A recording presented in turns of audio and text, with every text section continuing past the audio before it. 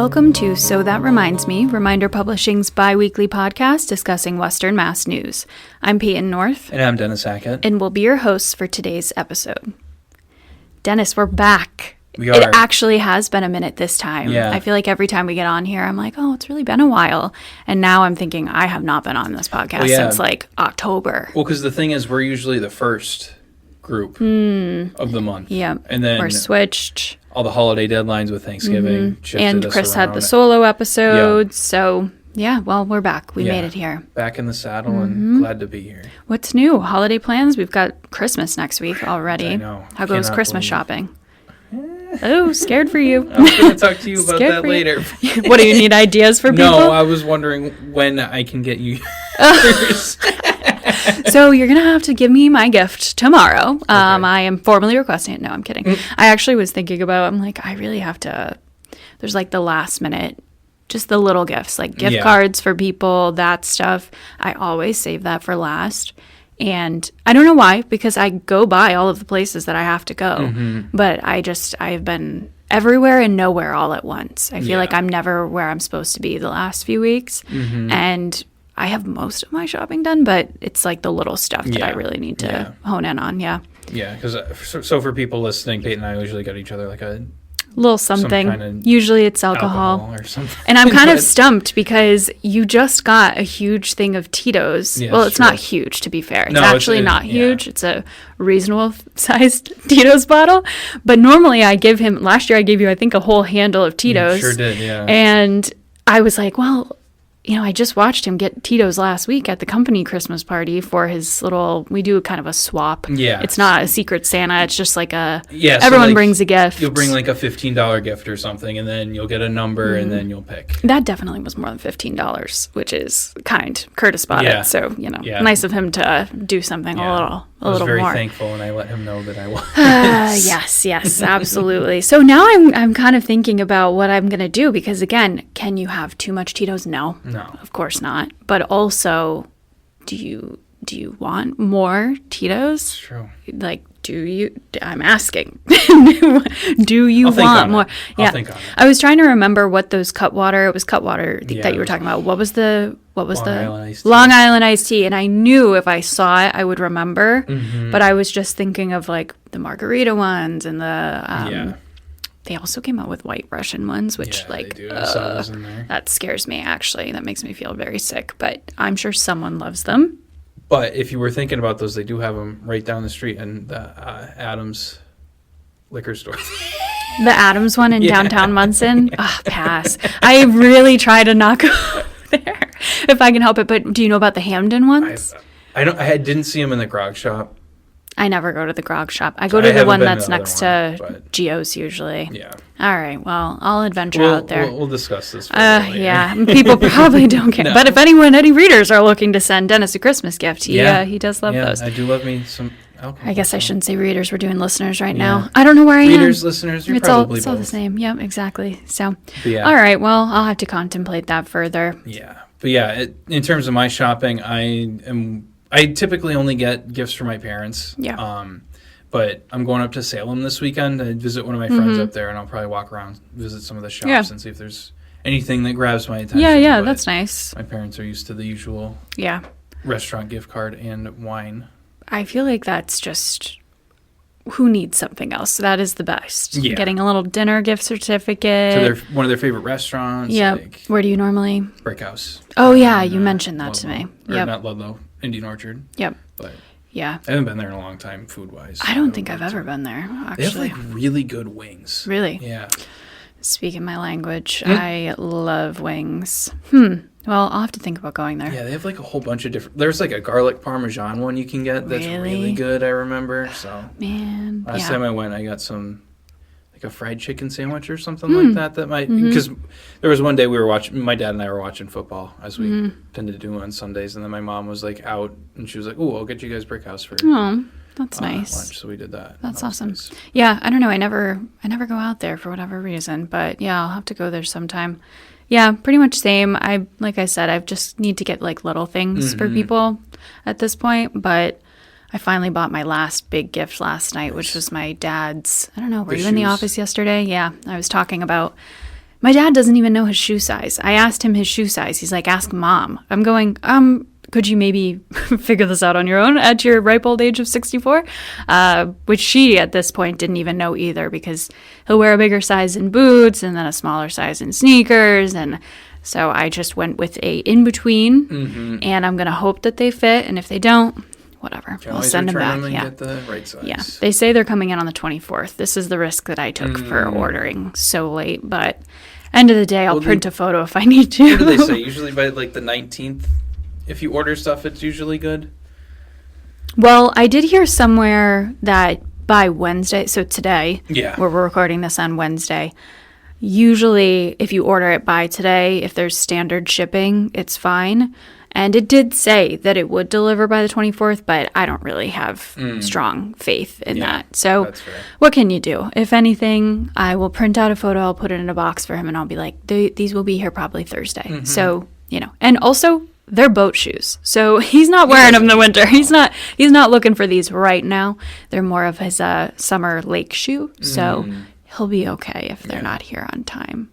Just hopefully they fit. So other than that, but I have a lot of wrapping to do. You were telling me that the other day. Yeah, I started that yesterday early morning. I woke up earlier than I needed to be, and I was like, well, I guess I'll just get a little bit of wrapping done. But there's still a lot more because it's like Nico's family too. I got stuff for them with him, and I'm very precise with how I like things to be wrapped. He says he knows how to wrap gifts and does it pretty well. I have not seen evidence of this yet.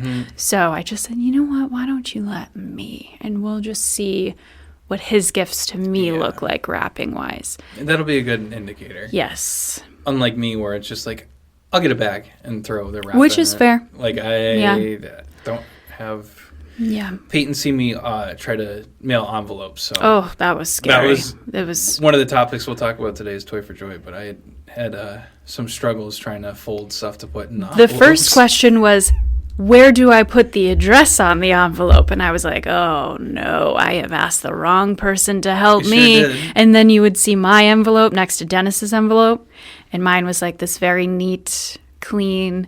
His address took up, I swear, like 3/4 of the front side of the envelope. Maybe just a little bit. But the job was done. And I think they made it there. I haven't received any back. So what can you do? Yeah, that's a great segue into Toy for Joy. Was there anything else you would like to chat about holiday-wise? No, I mean, I went to Bright Nights the other night. That was You did, yes. Beautiful. I think, so Mike Dobbs came into the Westfield office yesterday, and he was talking about how it's like one of those things you go like every 10 to 12 years or whatever. And I feel like... I disagree. Peyton obviously disagrees, but I felt like for me that was one of those things where it was like, like it had been that long and it felt really fresh and new seeing it again. Because I hadn't gone since I was like 10 or 12 years old. Yeah.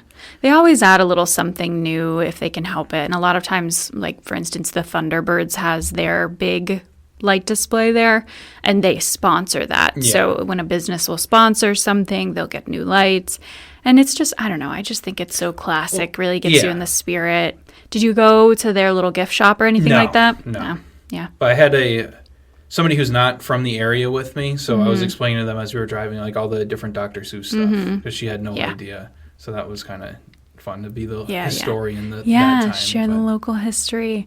Yeah, it was really special. A couple weeks ago, the Spirit of Springfield board, we went and took our board photo for the Christmas card that they do, and it was right before the Bright Nights road race, so everything was shut down, and we went and we stood under the Seuss Land Arch, and it was so special to walk through the park without any cars or anything and have it be so quiet, and it was just really nice. So now is the road race through? Yeah, they run through the lights. They like go to the end and then they double back. I wanted to run it. I had hopes in like August. It's sad that I would need to train for a 5K, but I would. I'm just not a runner. And you and me both. Yeah, and so I started to train for it, but then things got crazy here, things got crazy at home, so it's just fell by the wayside, unfortunately, and I didn't get to run it, but I'm hoping for next year. Yeah. And I did get the t-shirt either way. So it's actually not a t-shirt, it's a long sleeve, and it's very pretty. Nice. So I can say I did if I really felt like it. But yeah, it is a beautiful, beautiful race. And they have a soup dinner afterwards, different kinds of hot soups and hot chocolate. And they really, Spirit of Springfield. I know I'm biased, but They really just, they know how to do it right over there. Yeah, they do.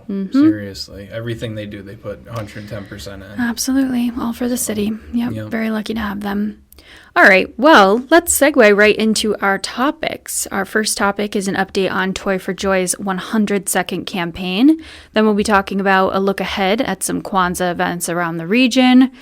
The Wreaths Across America convoy made a stop in Agawam. Chicopee's National Night Out received national recognition, and Longmeadow High School Orchestra heads to regionals. Before we get into this week's topics, we're going to take a short break. The holiday season is quickly approaching, and you can bring joy to a child's life with just one small act of kindness. The Salvation Army's Toy for Joy campaign is in full swing, and we are asking you to help make a difference. Your monetary donation will help provide thousands of Western Mass children with a toy and a book, filling their holiday season with joy and imagination. At Toy for Joy, we believe every child deserves to experience the magic of the holidays. Your support can help make this wish a reality. Visit give.salvationarmy.org/toy4joy today and give the gift of joy. Together, we can make this holiday season brighter for every child. Toy for Joy is a partnership between the Salvation Army, Reminder Publishing, and the Republican. Prime, your guide to your best life after age 50, is changing for 2025. All the news and information you've come to rely on, and more, will now be coming to you in a bigger, better edition of Prime every quarter. Look for the first new Prime of 2025, our Wellness Edition, at your favorite pickup location in January. And, if the Prime audience is the target market for your goods and services, reach out to Sales Manager Scott Green at 525-6695 to grow with us. And we're back with this week's first topic, an update on Toy for Joy. So a little recap on what Toy for Joy is if you didn't listen to the last podcast where we discussed it. But Toy for Joy is a 102-year-old charity. It's a nonprofit that is through the Salvation Army, and they do it nationally, but we, of course, have our local Salvation Armies. Specifically, Springfield, we are partnered with at the Republican and the Reminder. And the Republican has been media sponsors, partners of Toy for Joy for 100 years.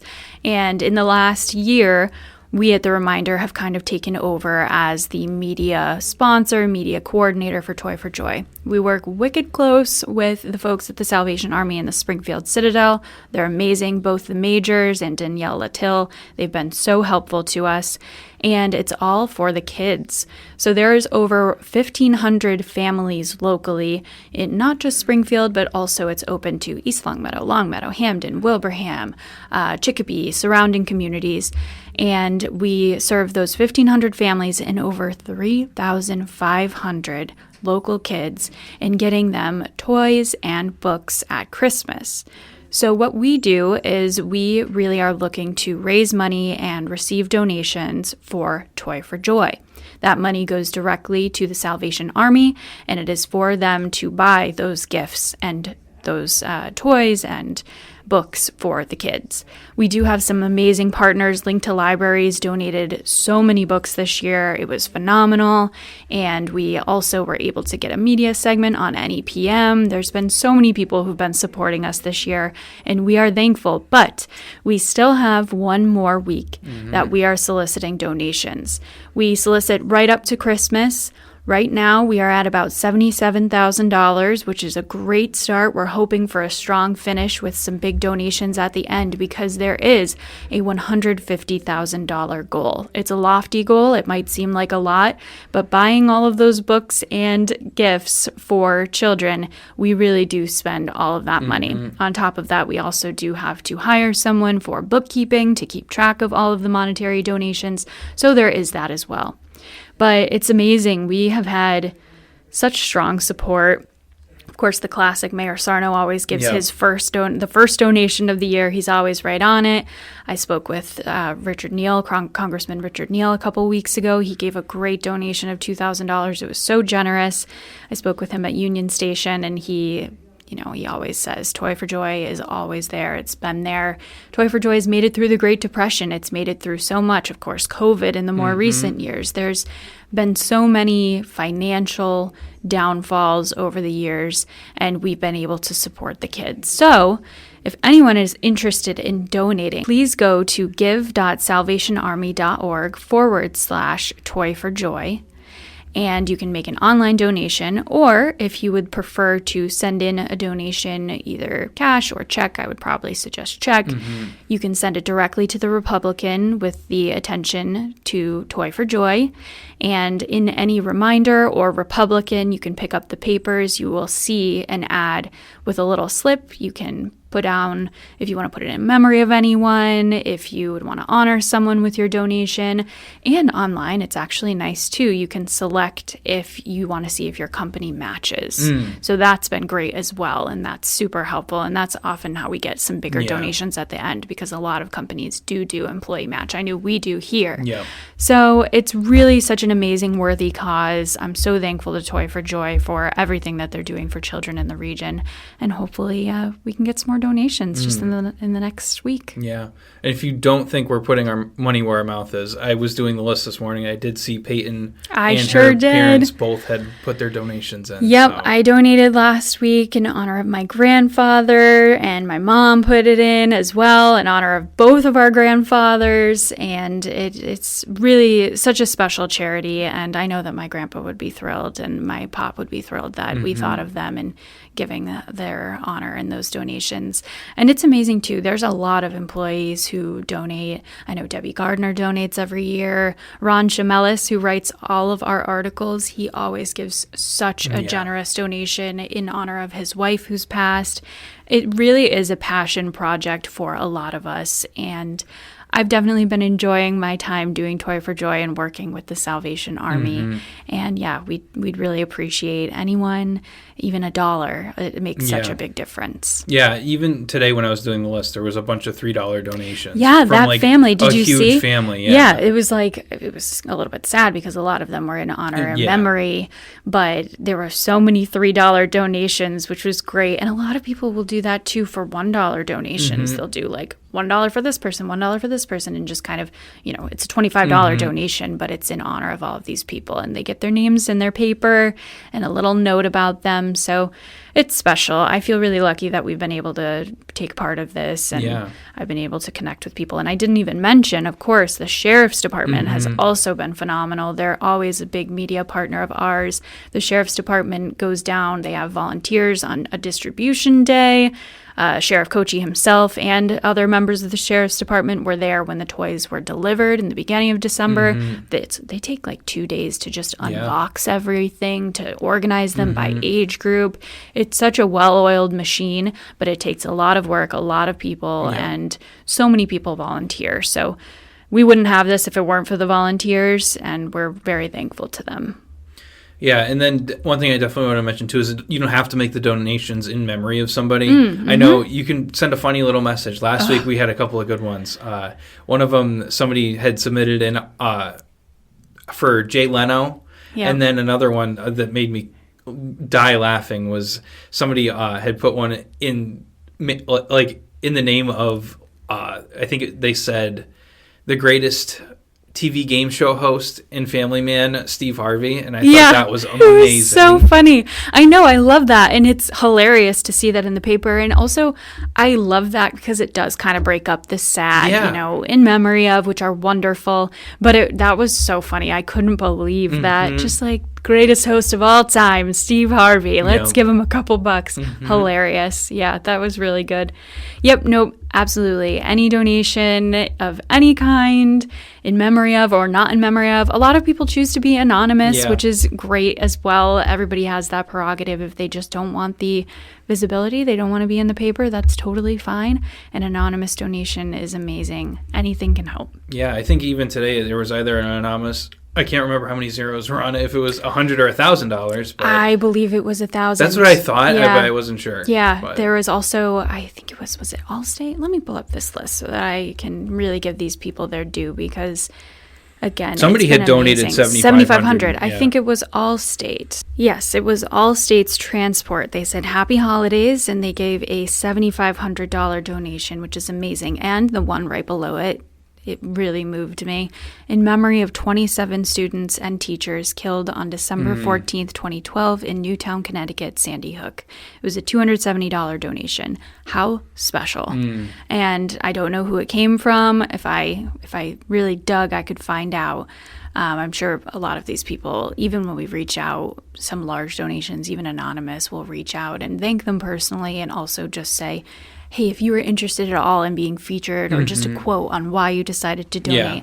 A lot of people don't want the recognition, which is amazing. But I thought that was such a special way to honor those victims. Yeah. So that's it on Toy for Joy. It's been amazing doing this work. I'm really excited. I hope that we're able to finish strong and get closer to that goal. It is a high goal of the last few years. I don't think we've met it since 2020 or 2021. Whatever year our 100th was, I believe we did meet it. But it is a lofty goal. It's a challenge, but it really, all the money is going into the kids' hands. So Yeah, absolutely. All right, we can move right along to our second topic. For this week's next topic, we're going to be taking a look at some of the Kwanzaa events that are happening around the area beginning on December 26th. From that day to January 1st, the Kwanzaa Collective of the Valley will be bringing awareness about Kwanzaa to Western Mass by offering residents opportunities to connect and learn about the 7 principles of Kwanzaa. President Ayanna Crawford explained that the region's cities and towns have been supportive of bringing their events to the Black and Latino community. This year's events will take place in Springfield, Holyoke, Chicopee, and Amherst. On December 26th, the festivities kick off at 11 a.m. at Springfield City Hall, where Mayor Dominic Sarno will read a proclamation for all the residents who observe Kwanzaa with their families and friends, and the Unity Candle will be lit. Alongside the proclamation, the program will also recognize honorees, present awards to local residents, speakers, and poets.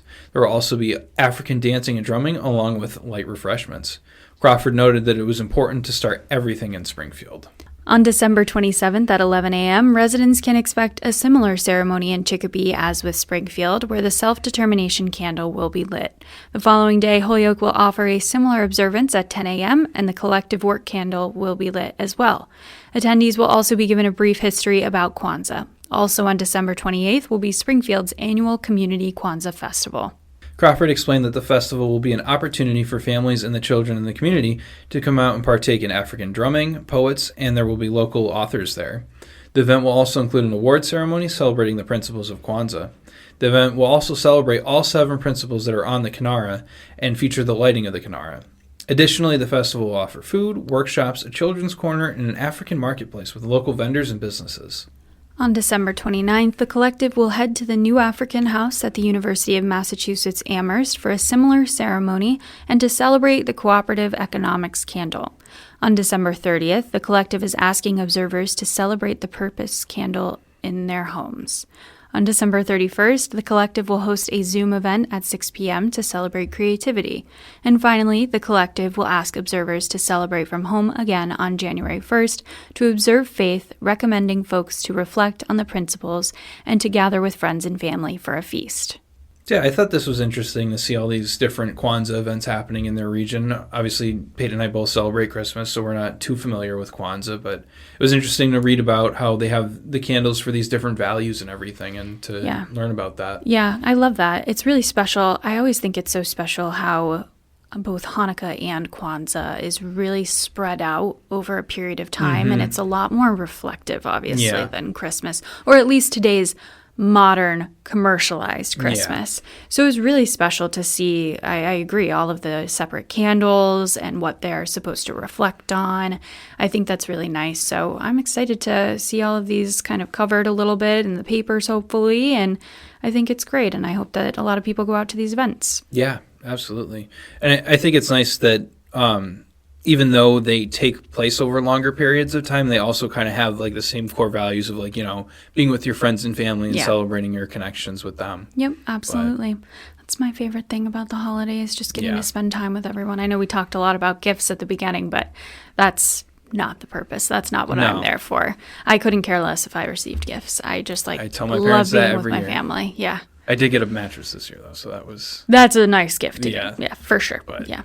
Yeah, no, I'm definitely looking forward to spending time with family that I don't necessarily see all that often this Christmas. So Yeah, that's great. Absolutely. I hope everybody celebrating Kwanzaa is able to do the same, too. Yep, for sure. All right, for more information about these Kwanzaa observances, head to thereminder.com. For this week's third topic, the Wreaths Across America Escort to Arlington convoy made a stop in Agawam on December 10th. The parade initially kicked off on December 7th as it traveled down the East Coast, stopping at schools, memorials, and other locations along the way to spread the year-long mission to remember the fallen, honor those who serve, and teach the next generation a value of freedom. The caravan consisted of 14 tractor trailers, a bus transporting dignitaries, staff, and volunteers, 40 vehicles to include WAA wrapped and public safety vehicles, and a contingent from the Patriot Guard riders. The convoy made its stop in Agawam at 8:45 with a route that included 4 schools where students and residents greeted the convoy waving American flags. There were also 3 public flag-waving locations at Sacred Heart Church, the Public Library, and Town Hall. The parade also stopped at the Bethany Assembly of God, where a nationally streamed public flag waving happened at 9 a.m.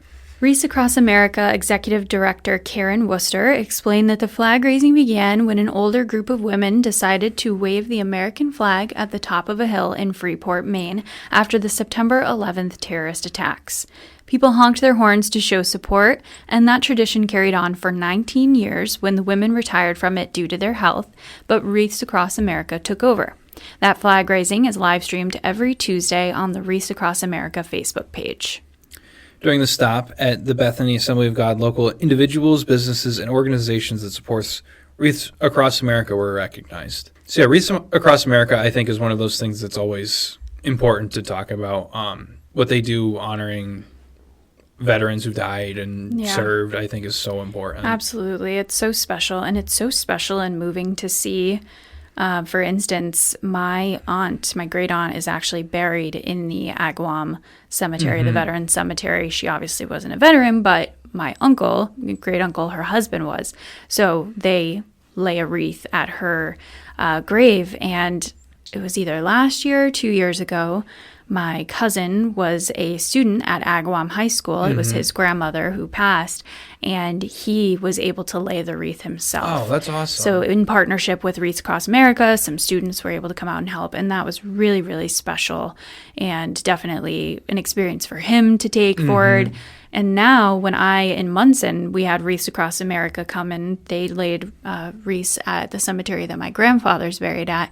He wasn't a veteran, but I happened to go through the cemetery about an hour after they had laid all the wreaths, and they look so beautiful. And it's also so special because so many people there are veterans who maybe don't have family around or just don't have people who are bringing things to their graves. And it's really nice to once a year see something special at all of these graves that don't typically have maybe flowers or any sort of little decoration.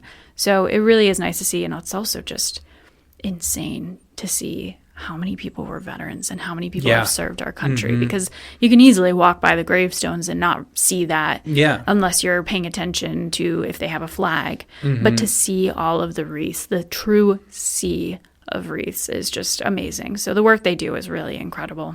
Yeah, absolutely. And you see it everywhere across our region. Like today I was reading a story that Clifford wrote about the Southwick one that they did. So, it's something that happens everywhere. I know when I covered Ludlow a few years ago, it was a big thing there too. So. Yeah, absolutely. Yeah, it's really nice to see that it's even growing. Yeah. Last year was the first year that Munson, at least that cemetery, had any wreaths laid, and there was a big story about it. We did a story on how they really worked to get Wreaths Across America to come and support them. So it's very special, and I'm so glad that our area were really able to see that. I agree. And for more information about the Agawam stop for the Wreaths Across America convoy, head to thereminder.com. But before we get into our next topic, we're going to take a quick break. Every month, Reminder Publishing's Go Local magazine features the best Western Mass and Northern Connecticut businesses, with articles on new storefronts, coffee shops, restaurants, and more.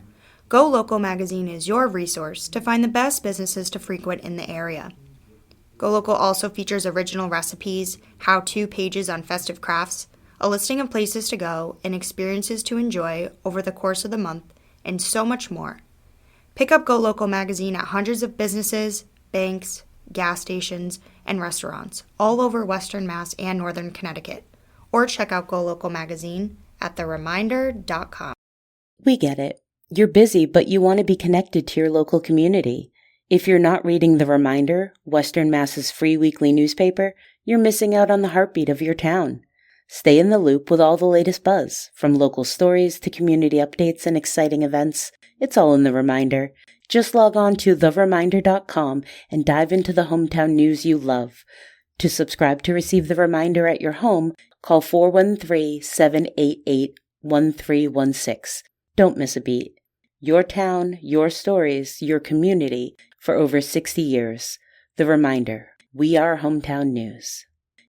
And we're back. For this week's next topic, Chicopee's National Night Out was recognized as the 13th best one of similar-sized cities in the country. Chicopee's event is a culmination of work by city departments, community members, and other organizers. Travis O'Dearn, Public Information Officer for the Chicopee Police Department, said that he was excited Chicopee's event was ranked 13th and acknowledged that it takes a lot of work to put on each year. He also thanked the community for its support and noted that over 3,000 people came out to 2024's event. O'Dearn also talked about how the event was a team effort. He said that the mayor's office was key in organizing vendors, the parks department handled the condition of the venue, the DPW arranged for additional trash receptacles and portable restrooms while also taking care of cleanup. The fire department also stationed EMTs and firefighters on site while the emergency management team helped with vendor setup and logistics. O'Dearn explained that National Night Out is an essential opportunity for Chicopee residents to engage with law enforcement and first responders in a positive, approachable setting. He said it allows the department to break the barrier with the community by letting kids to sit in cruisers and play with the lights and sirens to see the special response team and K-9 units. He added that this allows the community to see a positive side of policing. The event also included booths from local support agencies offering information on resources like food, housing, and job assistance. O'Dearn added that organizers are already looking ahead to 2025 with plans to move higher up that national list. He said that the event has grown over the last 2 years and the team continues to gather feedback from the community. National Night Out is such a big thing in our area. Yeah. I feel like so many of our communities... does everyone have National Night Out? And I just didn't know this until I started working here because I had never heard of National Night Out until I started working at The Reminder, and I didn't realize it was such a big thing. And it's really amazing to see 3,000 people at that event. That's phenomenal. Yeah, and I think it's especially big in like Chicopee and Springfield, and I believe Agawam or West Springfield, or both. Might be both do them. Yeah. So that's nice to see. But I always think it's interesting because... From my perspective, at least, because I obviously grew up in a police family, so I had that kind of connection with, like, seeing the other side. So I think it's interesting when people, like, in the general public kind of get that opportunity. Like, I rode in police cars when I was a kid and stuff like that. Yeah. And then, obviously, to play with the lights and stuff as a little kid, like, I feel like that would be so fun and kind of help break down that barrier. Yeah, just a nice opportunity. It's difficult. I mean, there's obviously, it can really go either way on policing every day in this world. I mean, it's a difficult job, but there's also a not so great side to some things that have happened. So it's nice for them to have these outreach events and be able to work with children and, really give a more human side to policing. And, I agree. The lights and sirens, always fun, I'm sure. And then seeing the K-9s canines, too, I'm sure. Yes, the canines. So cute. Yeah, they're vicious, but they're adorable. That's true. But there are some that are, like, not really. They're more so... like for events like this, they have more, I know what the word is too, but they have dogs that are specific to more going to schools. Yeah, like family-friendly things exactly, as opposed to yeah. sniffing out drugs or bombs. Or Yeah. What have you. Yeah, but I know there's such a special event, and it's really nice that the community is so supportive, especially this Chicopee. It's wonderful that they're supportive of it. It's like always the perfect time of year. It's like August. A little cookout. Like cookout, some games maybe if they have, I don't know, like ring tosses and stuff like that. Yep, absolutely. Definitely fun times to get out. And I'm curious to see how high they're going to shoot for this year. I know. We'll see how many people they get out there next year. Yeah. For more information about Chicopee's National Night Out, head to thereminder.com. For this week's final topic, the Longmeadow High School Orchestra is heading to regionals.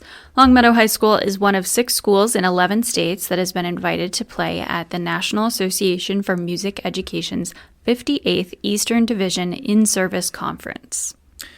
And before we move any further, I do want to apologize if we butcher any names in here. I'm not the best at trying to come up with the pronunciations. Yeah, you're not kidding. There really are some long last names in here. And you know what? Thank you for giving yourself a lot of them. Yeah. Normally Peyton gets the short end of the stick with some of these things, but good luck to you. I took Good luck to you. A bunch of them this time, so yeah. Anywho, the orchestra's teacher, Arthur Thavmasayan, said the orchestra was informed that it would be playing at the conference in Hartford in April after sending recordings of the symphony to the National Association for Music Education last year. He credited the students for their diligence as a big reason they made it to the conference. He said, quote, "We have really devoted students that work really hard and push themselves to their limit." For this story, Sarah Hannanen, one of our reporters, also had the opportunity to speak with some of the section leaders who make up 8 of the 85 members of the orchestra. Ariana Sluis, who plays the trumpet, credited her grandfather for her passion for music, even though she doesn't play the French horn like he did. She also spoke highly of her experience as one of the section leaders and said that she thinks about that responsibility quite often. Thavmasayan noted that the senior class is the first class to have 4 normal years since COVID-19. Saxophonist Nicholas Christoforakis said that being able to practice in person was a huge benefit. He said, quote, "It's impossible to play music online. You can't sync up over Zoom. You can practice on your own, but playing with other people is a big part of learning." Violinist Felix Zhao added that he was able to learn about playing as a group and the importance of doing so. He said, quote, "Between my freshman year and now as a senior, I've learned a lot about what it means to play in a group, that it's not just a matter of correct technique, but also a matter of meshing with the sounds of 60 plus other people and maintaining a sense of musicality." The students also spoke highly of Thavmasayan as a teacher. Sluis said that he makes them work hard, but that work makes them better musicians and better prepared for larger opportunities. Yuan Kim, who plays viola, said, quote, "He's so passionate, he's been willing to meet with us. He literally comes to school at night to work with us." This is amazing. An 85-person orchestra in Longmeadow. Mm-hmm. That's incredible. And they're all students. Yeah. How awesome. I'm so happy for them. Yeah, this seems like a really awesome opportunity for them Yeah. to have, like, obviously devoted so much time to music and then being able to showcase their talents at such a big stage in Hartford. I think that's awesome. Yeah, absolutely. What a testament to their hard work. And like they said, you know, he comes in at night after school to work with them. And it's just amazing to have that little level of dedication from students as well. And it's got to be so important to the students too to have somebody that they have a relationship with like that, where they're focusing all this time into the orchestra and everything, and then they're helping them too. Yeah, that's incredible. I played piano for 10 years when I was little, and I quit when I turned 16 because that was the deal. That was like the family deal. You know, you've got to have this, but when you turn 16, if you want to quit, you can. Oh, okay. So I did. But also I was busy. I was like doing sports at the time, and it was a weekly thing, and I just wasn't overly passionate about it. And to this day, I actually talked with someone about it last week. I wish that I had stuck with it because I feel like I've lost so much of that talent and also just being able to read music. It's so difficult. So really hats off to these kids because they're not just doing practice once a week. They are going crazy and just doing amazing. So I'm really happy for them. Hopefully some of them, if they're interested, can go and do this in college and you never know.